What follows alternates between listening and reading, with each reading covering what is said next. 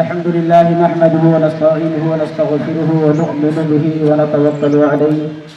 ونعوذ بالله من شرور أنفسنا ومن سيئات أعمالنا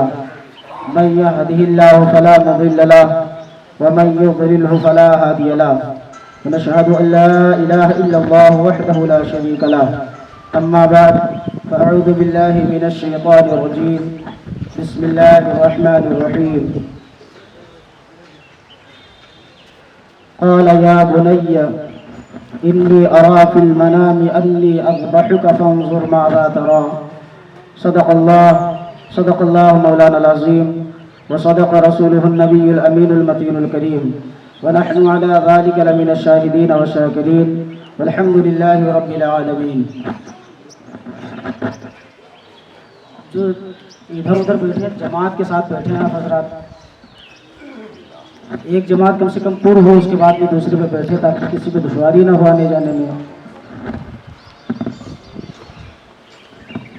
ارے جماعت کے بارے میں پہلے ان کو لوگ بتا دے تو پتہ ہی نہیں کہ آگے میں کہاں ہے بیچ میں کہاں ہے، تو وہ جھگڑا کرے لگے بھائی میں بتا دے دوں سب جانت ہے آج اتنے دن سے زبردستی کرتے ہیں، زبردستی کرت ہے، وہ زبردستی کرت ہے، زبردستی کرت ہے، جانت کو نہیں زبردستی کرت ہے. چلیے آئیے ہم اور آپ مل کر سب سے پہلے آقا نامدار مدینے کے تاجدار ہرے ہرے گنبد خضرا میں آرام فرمانے والے آقا و مولا مدینے کے دولہا جناب محمد رسول اللہ صلی اللہ تعالی علیہ وسلم کے مقدس بارگاہ میں ہدیہ درود و سلام پڑھیں. اللہم صلی علی سیدنا مولانا محمد وعلی آل سیدنا و مولانا محمد وبارک وسلم صلاۃ و سلام علیک سیدی یا رسول اللہ صلی اللہ تعالی علیہ وسلم. نعت پاک کے چند اشعار پیش خدمت میں ملاحظہ فرمائیں. اس سے ظاہر ہو گئی عظمت خلیل اللہ کی، اس سے ظاہر ہو گئی عظمت خلیل اللہ کی، اس سے ظاہر ہو گئی عظمت خلیل اللہ کی، اس سے ظاہر ہو گئی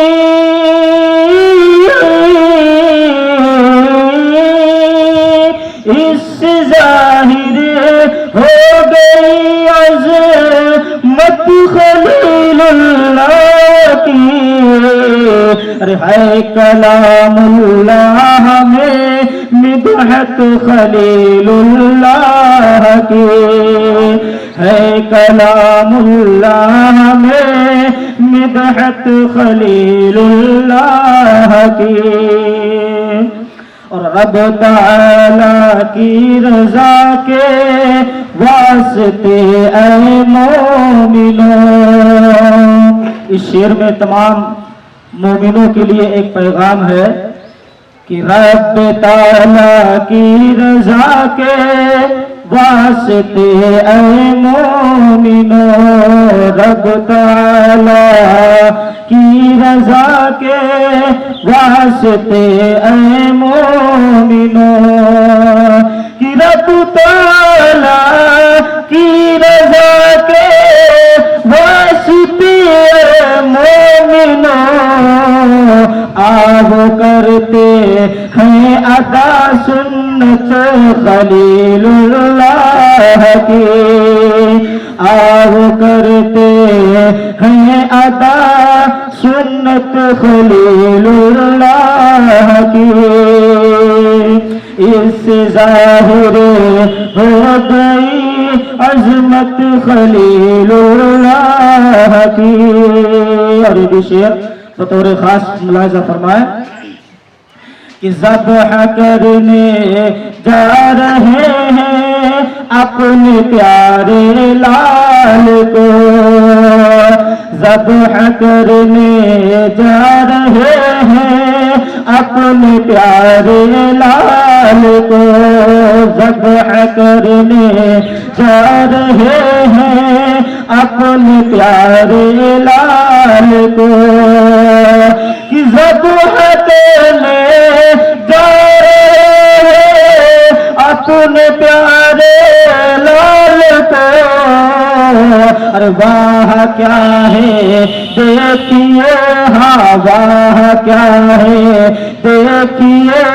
ہمت خلیل اللہ کی، واہ کیا ہے دیکھیے ہمت خلیل اللہ کی، اس ظاہر ہو گئی عظمت خلیل اللہ کی، ہے کلام اللہ میں مدحت خلیل اللہ کی۔ درود پاک پڑھ اللہم صلی علی سیدنا مولانا محمد وعلی آل سیدنا مولانا محمد وبارک وسلم، صلاۃ و سلاما علیک سیدی یا رسول اللہ صلی اللہ تعالی علیہ وسلم۔ ہم اور آپ حاضر ہیں عیدگاہ میں نماز عید الاضحیٰ ادا کرنے کی نیت سے۔ اللہ تبارک و تعالیٰ کی بارگاہ میں دعا ہے کہ اللہ تعالیٰ ہم سبھی کی اس نماز عید الاضحیٰ کو اللہ تعالیٰ اپنی بارگاہ میں قبول فرمائے۔ حضرات، میں نے آیت مقدسہ کی تلاوت کی اور اس سے قبل بھی میں نے حضرت ابراہیم اور آپ کے بیٹے حضرت اسماعیل ذبیح اللہ علیہ السلام کے واقعات آپ تمامی حضرات کے پیش نظر رکھا، آپ نے سماعت کیا۔ میں آپ کو بتاؤں کہ جب حضرت اسماعیل علیہ السلام کو حضرت اسماعیل علیہ السلام کی جب ولادت ہوئی، وہ بیٹا حضرت اسماعیل علیہ السلام بڑی منتوں سے، بڑے رت جگہ سے، بڑی سسکیاں بھر کے جب دعائیں مانگی گئی تو اللہ رب کائنات نے 86 برس کی عمر میں حضرت ابراہیم خلیل اللہ کو ایک لخت جگر دیا، اور وہ بھی بیٹا ایسا ویسا بیٹا نہیں، وہ بیٹا کہ باپ بھی نبی ہو اور بیٹا بھی نبی ہو تو اس کی عظمت کو کیا پوچھنا ہے۔ وہ حضرت ابراہیم خلیل اللہ کو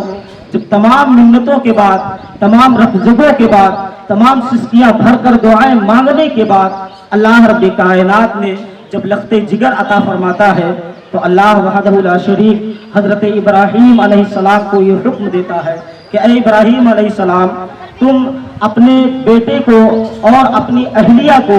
لے جا کر ایسی وادی یعنی وادی ذی زرع میں چھوڑ کر آؤ۔ حضرت ابراہیم خلیل اللہ کی زبان پر کوئی شکوہ نہیں آتا، بلکہ حضرت ابراہیم خلیل اللہ نے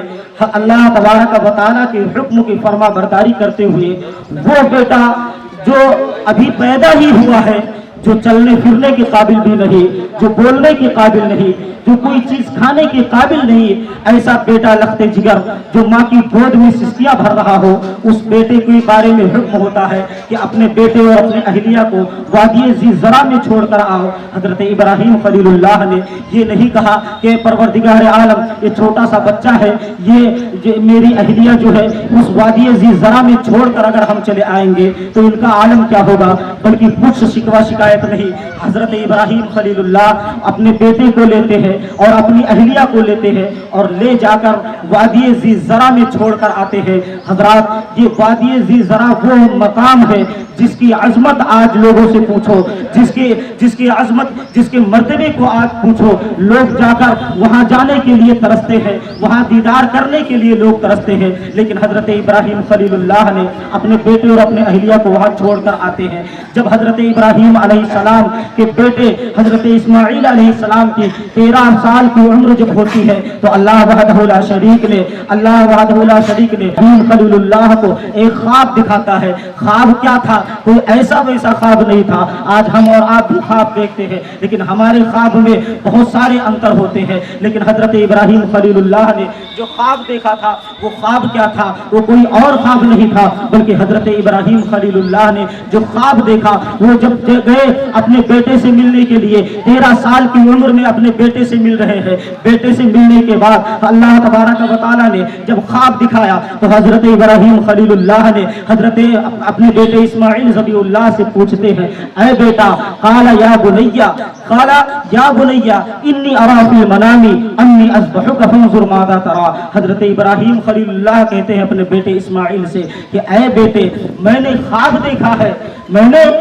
دیکھا ہے کہ میں تمہیں ذبح کر رہا ہوں. حضرات محترم ذرا غور کیجئے گا کہ وہ بیٹا اور وہ باپ اپنے بیٹے سے مشورہ کر رہا ہے. آج ہمارا بیٹا ہوتا ہے, آج ہماری اولادیں ہوتی ہے, اگر ہماری اولادوں میں اگر کوئی دو بھائی ہیں, اگر کسی بھائی کے حصے میں تھوڑی سی زائدات کم ہو جاتی ہے, وہ لوگوں سے شکایت کرتا ہوا نظر آتا ہے کہ میرے باپ نے میرے ساتھ زیادتی کی ہے, میرے باپ نے مجھے دولت میں کمی کی ہے, میرے بھائی کو زیادہ دیا ہے, مجھے کم دیا ہے. لیکن وہ حضرت ابراہیم خلیل اللہ نے جب خواب دیکھا کہ اپنے بیٹے کو ذبح کر رہے ہیں تو اسی بیٹے سے مشورہ کر رہے ہیں کہ بیٹے قال یا بنیا اے میرے بیٹے میں نے خواب دیکھا ہے کہ میں تمہیں ذبح کر رہا ہوں. حضرات غور کیجئے اس بیٹے کو, جو بیٹا اپنے باپ کا وفادار ہے, وہ بیٹا باپ کا اتنا وفادار ہے کہ حضرت ابراہیم خلیل اللہ نے جب سوال پوچھا کہ بیٹا میں تمہیں ذبح کر رہا ہوں تمہاری کیا رائے ہے, تو حضرت اسماعیل ذبیح اللہ نے یہ نہیں کہا کہ باپ اگر خواب میں دیکھا ہے کہ آپ مجھے ذبح کر رہے ہیں تو ٹھیک ہے آپ ذبح کر سکتے ہیں, بلکہ حضرت ابراہیم خلیل اللہ کے بیٹے لخت جگر حضرت اسماعیل ذبیح اللہ نے حضرت ابراہیم خلیل اللہ کے بارگاہ میں عرض کرتے ہیں قال یا ابت فعل اے میرے ابو آپ جو چاہیں وہ کر سکتے ہیں, آپ کا بیٹا انشاءاللہ صبر کرنے والوں میں پائیں گے. یعنی اللہ تبارک و تعالی نے اس آیت کریمہ کو نازل فرمائی یا ابت فعل ما تؤمر ستجدنی انشاءاللہ من الصابرین. اے میرے باپ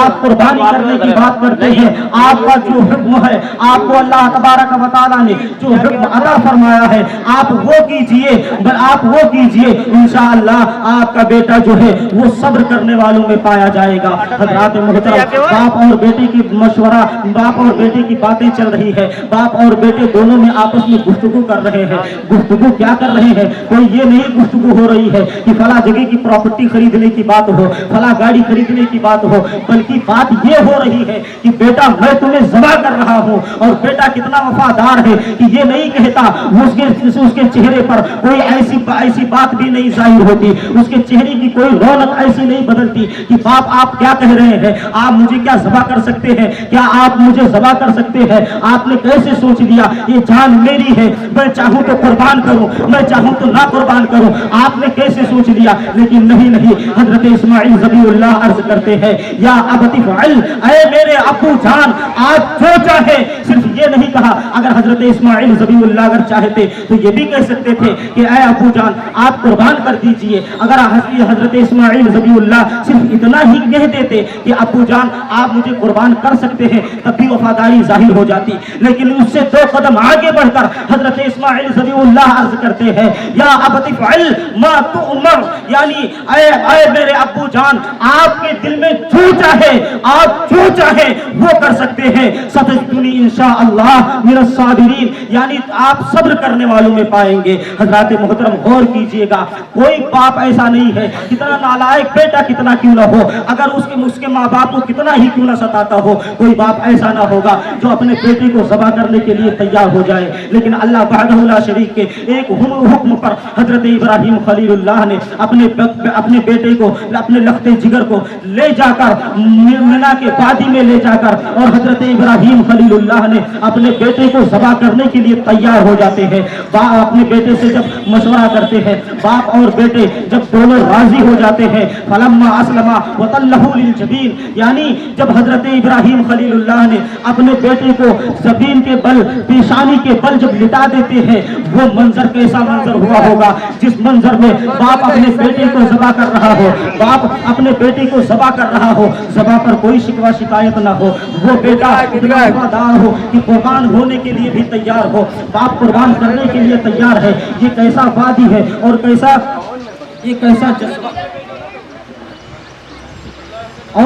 جذبہ ہے جس کے بارے میں حضرت ابراہیم خلیل اللہ نے اپنے अपने बेटे से मशवरा किया, आपका बेटा, आपका लफ्ते जिगर जो है वो भी तैयार हो जाता है। अब हजरत इब्राहिम खलीलुल्लाह ने अपने अहलिया मोहतरमा से कहते हैं कि आप बेटे को तैयार कर दीजिए, क्योंकि मुझे बेटे को दावत में ले जाना है दोस्त के यहाँ। हजरत इब्राहिम खलीलुल्लाह के अहलिया अपने लफ्ते जिगर को, अपने नूर नजर को नहलाती धुलाती है, उसको सजाती है, तेल लगाती है, बाल को सहलाती है और तैयार करने के बाद अपने बेटे को बाप के हवाले कर देते हैं। हजरत इब्राहिम खलीलुल्लाह अपने बेटे को लेते हैं और चल देते हैं। जैसे हजरत इब्राहिम खलीलुल्लाह ने अपने बेटे को लेकर साथ चल दिए तो इतने में शैतान आता है और शैतान आने के बाद हजरत इब्राहिम खलीलुल्लाह से अर्ज करता है कि ऐ इब्राहिम, अल्लाह को राजी करने के लिए और भी तरीके हैं, अगर आप चाहें किसी और तरीके से भी राजी कर सकते हैं। कोई दुनिया में ऐसा ना होगा जो अपने बेटे को ज़बह करने के लिए तैयार हो जाए। आप कैसे बाप हैं जो आप अपने बेटे को तैयार करने के लिए, अपने बेटे को ज़बह करने के लिए तैयार हो गए हैं। हजरत इब्राहिम खलीलुल्लाह ने कहा कि अगर अल्लाह तबारक व तआला का ये हुक्म है, ये एक बेटा नहीं, अगर अल्लाह तबारक व तआला मुझे सैकड़ों बेटे अता करता तो मैं एक एक बेटे को खुदा की बारगाह में कुर्बान करता चला जाता, मेरी ज़बह पर कोई शिकवा ना होता। अब जब शैतान ने समझा कि इब्राहिम को बहकाना नामुमकिन हो गया है, अब उनके बेटे के पास जाता है और बेटे से पूछता है, अरे बेटे तुम कहाँ जा रहे हो? जानते हो तुम्हारे बाप तुम्हें कहाँ लेकर जा रहे हैं? हजरत इस्माइल अलैहिस्सलाम कहते हैं, हाँ मुझे मालूम है, मेरे बाप मुझे दावत में ले जा रहे हैं, दोस्त के यहाँ दावत में ले जा रहे हैं। हजरत इस्माइल अलैहिस्सलाम की इस जबान को जब सुना, इस जवाब को जब सुना तो शैतान कहता है, तुम्हें पता ही नहीं तुम्हारे बाप जो है तुम्हें ज़बह करने के लिए जा रहे हैं। हजरत इस्माइल अलैहिस्सलाम और शैतान की एक खासियत बात ये थी कि वो अपनी ज़बान से ये नहीं कहना चाहता था कि ये अल्लाह का हुक्म है, बल्कि बार बार सिर्फ मना करने पर तुला हुआ था। हजरत इस्माइल अलैहिस्सलाम ने बार बार जब इनकार किया तो शैतान घबरा कर कहने लगा कि आपके बाप को ये ख्वाब हुआ है और वो समझते हैं कि ये जो ख्वाब है ये वही इलाही है, यानी ये अल्लाह का हुक्म है कि मैं अपने बेटे को ज़बह कर रहा हूँ। जैसे इतना सुना हजरत इस्माइल अलैहिस्सलाम इरशाद फरमाते हैं, मुझे मालूम पड़ता है कि तू शैतान है, अल्लाह तबारक व तआला ने मुझे एक ही जान अता की है, अगर मेरे जिस्म के हर हिस्से में एक एक जान होता सारी जानों को खुदा की बारगाह में कुर्बान कर देता और खुदा की बारगाह में कुर्बान होने के लिए मैं तैयार हो जाता। हजरत मोहतरम वो इब्राहिम अलैहिस्सलाम और हजरत इस्माइल अलैहिस्सलाम जब दोनों तैयार हो गए, बाप ले जाता है बेटी को ज़बह करता है, ज़बह करने के लिए तैयार हो जाता है। बहुत सारी वाक़यात है, अगर आप इसको गौर से पढ़ें आपका ईमान ताज़ा हो जाएगा। कहने का मतलब ये है कि दुनिया में कोई ऐसी आंख ना होगी जो ऐसा मंजर देखा होगा, लेकिन वादिये मिना में जाकर आप देखें, जब वादिये मिना में हजरत इब्राहिम अलैहिस्सलाम अपने बेटे को ज़बह कर रहे थे, ज़मीन थर्रा रही थी, अर्श आज़म हिल रहा था, सारे जो मिना का वादी था वो सारा का सारा ज़लज़ला नुमा हो गया था। वो सब देख रहे थे कि ये हो क्या रहा है। फरिश्ते खुदा की बारगाह में अर्ज कर रहे थे, ऐ परवरदिगार आलम, ये ऐसा कौन सा मंजर हो रहा है जिसकी वजह से ज़मीन थर्रा रही है, अर्श आज़म हिल रहा है। अल्लाह तबारक व तआला ने इरशाद फरमाया, ऐ फरिश्तों तुम कहते थे ना कि दुनिया में इंसान को भेजना गैर मुनासिब है, दुनिया में अगर इंसान जाएंगे वो झगड़े फसाद करेंगे, वो लड़ाई झगड़े करेंगे। आज देख मेरा बंदा, और वो बंदा जो मैंने उसे ख्वाब दिखाया है, एक बंदा वो है जो अपने बेटे को कुर्बान करने के लिए तैयार है, दूसरा वो बंदा है जो खुद कुर्बान होने के लिए तैयार है। तो इसलिए अशरफुल मखलूकात अल्लाह तबारक व तआला ने हमें और आपको बनाया है। ऐ मेरे दीनी इस्लामी भाइयों, वो बहुत ही प्यारा वाकया है। आप जब इसको पढ़ेंगे तो आपका ईमान ताज़ा होगा। लेकिन बात यह है कि बहुत सारी वाकयात अगर आपके सामने बयान की जाती है, लेकिन आपके दिलों में ये जो है वो दस्तक नहीं देता है। हज़रात मोहतरम, अपना दिल जो है वो साफ कीजिए, अल्लाह के जिक्रों से अपने दिलों को साफ किया कीजिए, क्योंकि जब आपके दिल को जब तसल्ली होगी, आपका दिल जब साफ होगा तो सारी बातें जो है आपके दिल में जाएगी। और यकीन मानो, जो दिल कहता है वही दिमाग कहता है। जब आपका दिल इस्लाम की तरफ माइल होगा तो आपका ज़हन व फिक्र भी जो है वो इस्लाम की तरफ माइल होगा। अल्लाह तबारक व तआला की बारगाह में दुआ है कि अल्लाह ताला हम सबको हजरत इस्माइल खलीलुल्लाह के सुन्नत इब्राहिम पर अमल करने की तौफीक रफ़ीक अता फरमाए। वक्त बहुत कम है,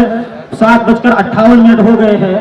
اور انشاءاللہ 8 بجے جماعت کھڑی کر دی جائے گی، انتظار نہیں کیا جائے گا۔ آپ حضرات ایک مرتبہ طریقے نماز جو ہے وہ آپ سن لیں، بہت سارے لوگوں کو معلوم نہیں ہوگا، تو آپ حضرات نیت جو ہے اس کو سماعت کر لیں، اور نماز کا جو طریقہ ہے اس کو آپ حضرات سماعت کر لیں۔ اور دوسری بات یہ ہے کہ نماز عید الفطر میں اور نماز عید الاضحیٰ میں جو تسبیح تشریق ہے، یعنی اللہ اکبر لا الہ الا اللہ واللہ اکبر وللہ الحمد، یہ تسبیح جو ہے یہ 9 ذی الحجہ سے لے کر اور 13 ذی الحجہ نماز عصر تک ہر جماعت میں ایک مرتبہ بلند آواز سے پڑھنا واجب ہے اور 3 مرتبہ پڑھنا سنت ہے۔ لہٰذا آپ حضرات اس تسبیح تشریق کو کثرت کے ساتھ ورد کریں، اور جب بھی نماز پنجگانہ جو جماعت کے ساتھ ادا کی جاتی ہے اس میں یہ پڑھنا واجب ہے۔ لہٰذا آپ حضرات اس تسبیح کو 13 ذی الحجہ نماز عصر تک ضرور اس کو پڑھتے رہیں۔ دوسری بات یہ ہے کہ آپ حضرات جو نماز عید الاضحیٰ کی نیت ہے اس کو آپ حضرات سماعت کر لیں۔ نیت کی میں نے نماز عید الاضحیٰ کی ما زائد 6 تکبیروں کے ساتھ واسطے اللہ تعالیٰ کے پیچھے اس امام کے منہ میرا طرف کعبہ شریف کے اللہ اکبر، جب پہلی تکبیر آپ کہیں گے تو آپ کانوں تک ہاتھ اٹھا کر اور اس کے بعد میں اللہ اکبر کہتے ہوئے آپ نیت باندھیں گے۔ نیت باندھنے کے بعد امام بھی ثنا پڑھے گا، آپ حضرات کو بھی ثنا پڑھنی ہے۔ ثنا پڑھنے کے بعد میں پھر تکبیر پڑھی جائے گی اللہ اکبر اللہ اکبر، 2 تکبیر میں ہاتھ چھوڑ دینا ہے، اور تیسری تکبیر میں اللہ اکبر کہتے ہوئے ہاتھ کو باندھ دینا ہے۔ اب امام سورہ فاتحہ اور اس کے ساتھ میں کوئی سورت یا کوئی آیت کریمہ پڑھے گا، آپ کو صرف سماعت کرنی ہے، اور اس کے بعد میں جس طریقے سے دیگر نمازوں میں رکوع سجود کیا جاتا ہے اسی طریقے سے اس میں بھی رکوع سجود کیا جائے گا۔ دوسری رکعت میں آپ سجدے سے جب اٹھیں گے تو آپ کھڑے ہو کر آپ نیت باندھیں گے، امام قرات کرے گا، آپ کو سماعت کرنی ہے، اور اس کے بعد میں امام جو ہے 3 تکبیر کو بولے گا اللہ اکبر اللہ اکبر اللہ اکبر، 3 تکبیروں میں آپ کو ہاتھ چھوڑ دینا ہے، اور چوتھی تکبیر میں بغیر ہاتھ اٹھائے آپ کو سجدے میں جانا ہے۔ تو اس طریقے سے انشاءاللہ تبارک و تعالی نماز عید الاضحیٰ ادا کی جائے گی۔ آپ حضرات جماعت جو ہے وہ سیدھی کر لیں،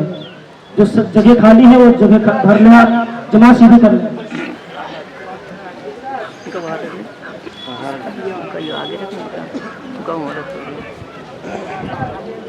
اور یہ اعلان آپ حضرات سماعت کریں کہ عیدگاہ میں کام جو ہے شروع ہے، لہذا آپ حضرات سے پرخلوص یہ اپیل ہے کہ آپ حضرات اس عیدگاہ میں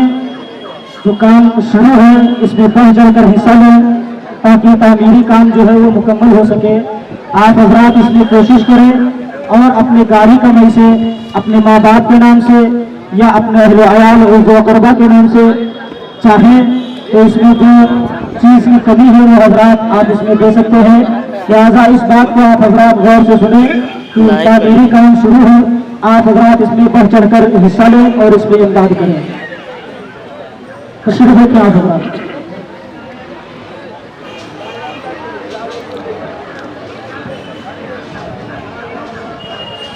جو ادھر ادھر ٹہل رہے ہو آ کر بیٹھ جائے جماعت میں۔